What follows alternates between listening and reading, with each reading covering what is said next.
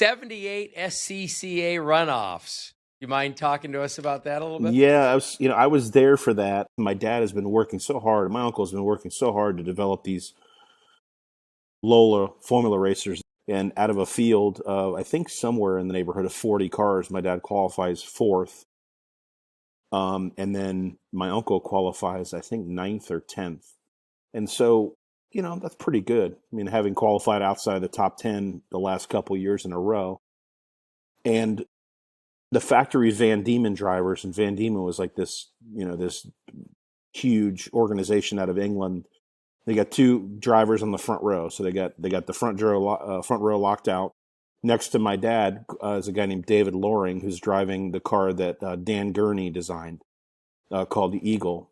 And so it's the two Van Diemens in the front row, David Loring in the Eagle, and my dad in fourth, and my uncle a couple rows back.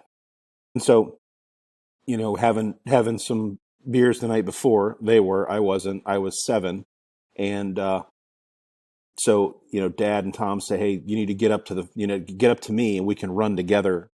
And we just run together as long as we need to. With a couple laps to go, it's every man for themselves. And so the third lap of the race, I've got a picture somewhere of my dad and my uncle running nose to tail through turn 1 at Road Atlanta behind David Loring, running 1, 2, 3. Loring first, my dad second, and my uncle third. They had passed the factory Van Diemen drivers who had faded for whatever reason, set up woes or misfire or whatever it was. 18-lap race, and I think it was 10 or 11 laps into it. The story that I heard was my uncle decided to pull out inside of my dad in turn 1, and they locked wheels, and both cars went sliding off the track, running second and third at the national championship, which is obviously the pinnacle of amateur racing. And so my dad collects the car, ends up finishing, I think, like 11th or whatever. My uncle didn't finish. So I'll give you a little backstory for that, is that we both families would travel in motorhomes.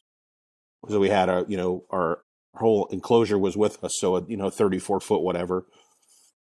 The deal was that we would run, one family would run the trailer up and one family would run the trailer back. It was a double-decker open trailer. So one Formula Ford was on the top and one was on the bottom. They'd lower the thing, put the big one, or put the car up top and raise it and stick the other one on the bottom. So I remember loading the car up, and my dad and my uncle obviously didn't talk. My dad was obviously very upset that he had a chance to compete and maybe get a podium finish. And so we get everything loaded up, and my uncle and his family leave with the trailer because we towed it up there. And my mom was exhausted, so she laid down with my little brother, who was like an infant at the time.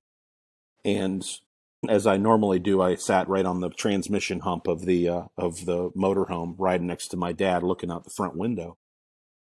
And I look out, I'll never forget it, because I thought it was unbelievable that my dad would do something like this to my uncle. And I look out, and I said, "Dad, that's Uncle Tom." And he says, "What?" I said, "The trailer up there, the truck in the trailer, that's Uncle Tom." And Tom had gotten a flat on the side of the interstate on the trailer. And so we whistled by doing about 70, and my dad held up a number that I'm holding behind my hand right here. And we just kept driving. And I was like, I didn't understand how could that be that serious? And his blood was still boiling from, 5 hours earlier.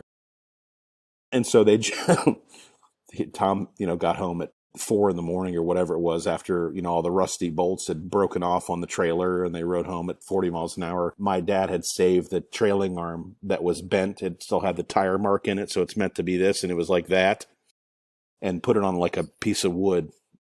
Merry Christmas from your little brother. Thanks for the memories, or something like that. It's still floating around somewhere. This has been Jeff Stearns, Connected Through Cars.